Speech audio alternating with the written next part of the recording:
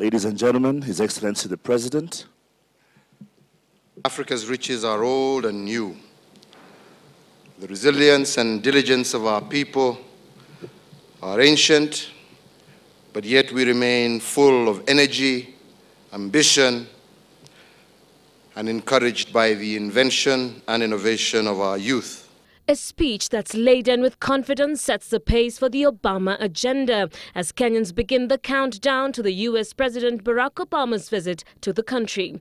The guest list, the who's who on the global platforms, Kenya's most ingenious entrepreneurs, and a population that's balancing on the sensational rhetoric of the return of a son of Kenya, now the leader of the free world, endorsing Kenya as an investment destination. We have seen many great innovations, coming out of young Kenyans.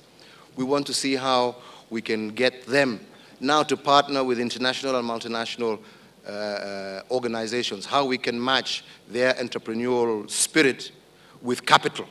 The likes of Virgin Atlantic CEO Richard Branson, Ecotel's Strive Masiyiwa, among other billionaire business leaders and investors have already started holding discussions with President Kenyatta ahead of the summit. And earlier Tuesday, the president met with the world's largest bank, the Industrial and Commercial Bank of China, which pledged to invest more in Kenya, a move that could be seen as China's attempt to sustain its growing interests in the country.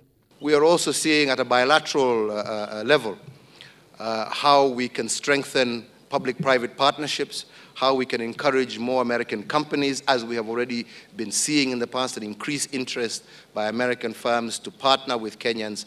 As Kenya balances between the courtship of both the East and the West this week, the GES is central for the Kenyan government's attempts to create a better enabling environment for business people keen to trade with the U.S. The United States is now the second most important trading partner, and indeed our exports to the U.S. hit 30 billion shillings last year. Recently, Kenyan manufacturers got a trade boost after the extension of the AGOA trade agreement, which allows over 6,000 goods to be exported into the U.S. duty-free. These items vary from footwear, apparel, wine, agricultural products, and many others. Terry Ann Chibet for The Big Question.